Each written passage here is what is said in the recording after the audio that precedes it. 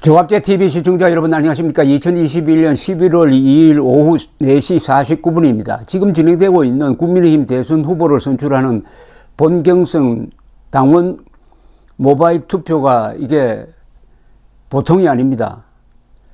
이틀 만에 투표율이 54.32%를 넘었습니다. 1시간 전입니다. 4시 현재입니다. 54.32%.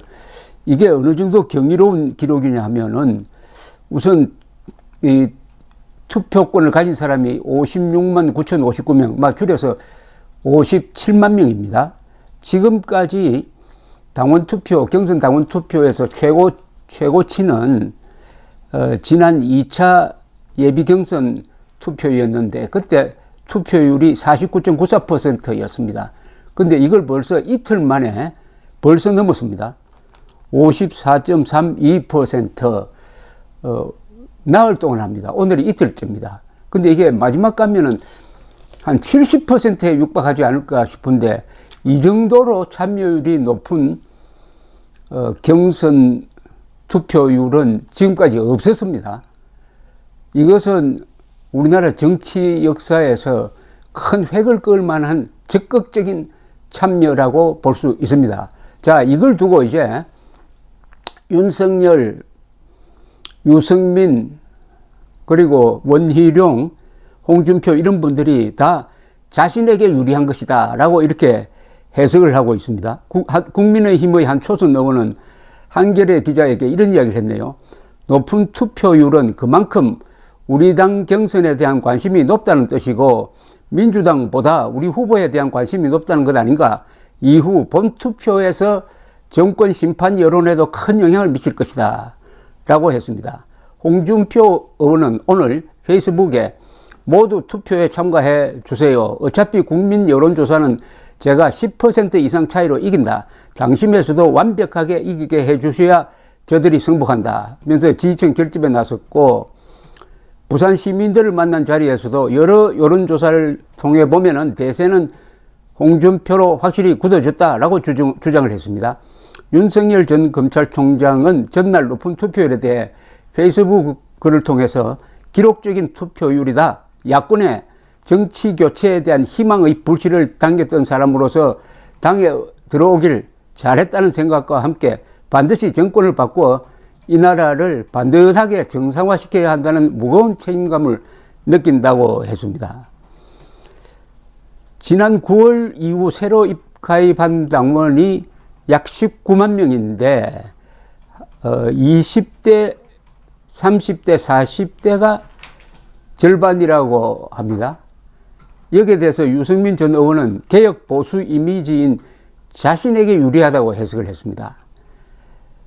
경선에 대한 높은 관심이 후보 쏠림 현상이 아닌 후보 4명에 고르게 퍼지는 관심으로 이어질 것이라는 기대감도 나오고 있습니다. 유승민 전 의원은 CBS 라디오에서 높은 당원 투표율에 대하여 당연히 저한테 유리할 것으로 본다라고 했습니다. 원희룡 전 제주지사 캠프의 박기영 대변인은 논평을 내면서 역대급 경선 투표율은 이재명 후보를 잡을 후보인 원희룡 후보에 대한 당심이 반영됐을 것이다 등등 뭐 이런 지금 해석을 내어놓고 있습니다. 지금 57만 명의 이 책임당원 선거인단, 뭐 이렇게 했으면 좀 기네요. 책임당원 선거인단, 당원 선거인단으로 보면 되겠죠. 책임당원 선거인단은 이렇게 구성이 이렇게 되어 있습니다. 세대별로 보면은 20대가 8.3%입니다. 30대가 10.1%입니다. 40대가 16.1%입니다. 50대가 가장 많아가지고 27.6%입니다. 60대는 27%입니다. 70대 이상이 10.9%. 그러니까 50대, 60대가 주축입니다. 그러니까 54% 됩니다. 약 54%. 반, 딱 절반입니다. 50대, 60대는 보수 성향이 강하다. 뭐, 이렇게 보시면 되겠습니다. 상대적으로 50대, 60대는 윤석열 총장 지지가 높은 걸로 나오고 있습니다. 자, 이제 지역별로 보면은 제주가 1.4%, 호남이 1.8%, 강원이 4.4%입니다. 충청이 14.4%, 부산, 울산, 경남이 18.9%, 대구, 경북이 24.4%입니다. 서울, 인천, 경기가 34.7%, 그러니까 수도권 35%, 이 경상도가 약 3%나 됩니다. 그러니까 경상도와 수도권을 합치면 약 70%가 됩니다. 상대적으로 호남이 아주 적습니다. 이렇게 보면은 수도권과 경상도 50대, 60대가 이번 투표하는 사람들이 주력 세력이라고 볼 수가 있습니다. 그러나 최근에 입당을 많이 했다고 합니다. 최근에 입당한 사람들은 상대적으로 젊은 세대가 상대적입니다. 어디 거냐. 상대적으로 많은데 전체적으로 보면 아직도 50대, 60대 수도권 경상도 사람들이 많다. 그럼 왜 이렇게 투표율이 높으냐 하는 것을 제가 분석을 하면 이겁니다. 우선 제일 중요한 겁니다. 정권 교체의 희망이 보인다는 거죠. 희망이 보이면 사람들이 행동을 하게 되어 있습니다. 어떻게 보면 역사를 만들어가는 거죠. 그 역사를 만들어가는데 나도 한번 한몫하고 싶다는 생각이 듭니다. 이 대중집회를 할 때 보면은 뭐 1987년에 6월 사태가 대표적인데 그때 시위가 점점 커지는 이유는 지금 이 순간 새로운 역사가 만들어지는구나. 여기에 나도 한번 참여해보고 싶다 하는 이런 생각이 듭니다. 지금 57만 명의 이분들은 아마 당성이 아주 강한 분들일 겁니다.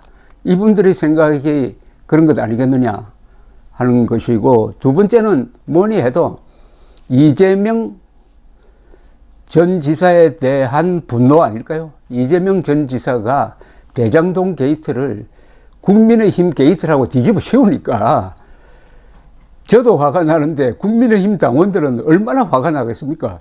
아니, 국민의힘 당원들이 대장동에서 몇십억씩 받았습니까? 그런데 이재명 게이트가 아니고 국민의힘 게이트라고 하니까 이건 사실은 국민의당 당원들을 이 분노에 기름을 부은 것이죠. 세 번째는 역시 윤석열, 홍준표 두 사람의 싸움이 볼만하고 예측이 어려울 정도로 근접해서 지금 싸우고 있다.